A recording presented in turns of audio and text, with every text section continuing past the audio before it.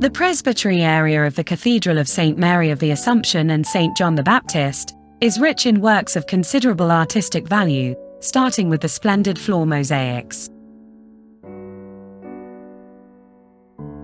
The mosaic of the year, or cycle of the months, located in the lowest part of the choir, is believed to be older, dating from around the end of the 12th century. In the center of the mosaic floor is the figure of Christ, Lord of Time, holding the sun with one hand and the moon with the other. In a circle all around are depicted, within medallions, the personifications of the 12 months of the year, referring mainly to the work activities performed. January is depicted as the Roman deity Ursus. Two-faced, he is addressed as much to the old as to the new. For a door that closes, there is another that opens. February reminds us that the weather is still cold, and that domestic activities are preferable. Thus, a woman warms herself in front of a blazing fire. February is also the month of fire, with Candlemas, the first and long-awaited spring light. With March, one returns to the countryside to dedicate oneself to pruning and tending the vineyard. However, as the wind is cold and the weather changeable, the farmer still wears the warm winter coat. April, one of the favorite months of medieval man, fills the meadows with flowers, inviting one to spend more time outdoors, enjoying the song of nature. In May, one can go out riding. The lord of the manor can finally return to hunting or war. In June, the meadows are mown. On the 11th of the month, the feast day of St. Barnabas, this activity traditionally began. Here we see the farmer vigorously plunging the blade of the scythe into the thick grass.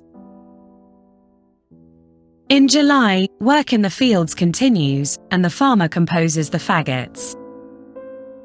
August is the month of threshing the ears of grain. In fact, the figure holds the flail in his hand, to separate the grains from the chaff and straw. September arrives. The farmer is already busy with the grape harvest. Here we see the farmer cheerfully pressing the grapes in the vat. In October, the late autumn wind blows again. The farmer has once again donned his cloak and is preparing to sow. The seeds fill his apron, and his arm prepares to scatter them. In November, one must prepare for the coming of winter. The farmer goes to stock up on wood. Here we see him return home, his back bent, under the weight of the harvested branches. And here, finally, is December. It is time to slaughter the pig, in anticipation of the Christmas banquets, and the necessary food supplies for the winter season. The ornamental motifs present make the mosaic resemble a carpet. In the corners are allegories of the four rivers of the earthly paradise. The second mosaic, dating from around the beginning of the 13th century, was transported here when the western choir, in which it was located, was demolished. It depicts a series of real and imaginary animals, such as the elephant and the chimera.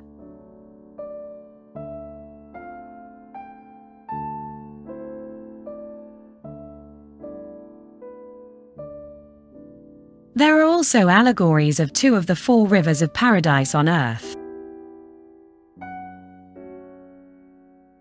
Other depictions leave even more room for the unfolding of the fantastic imagination, demonstrating a deliberately more complex thematic choice, matched however by a less fine workmanship, compared to the compositional vivacity of the former.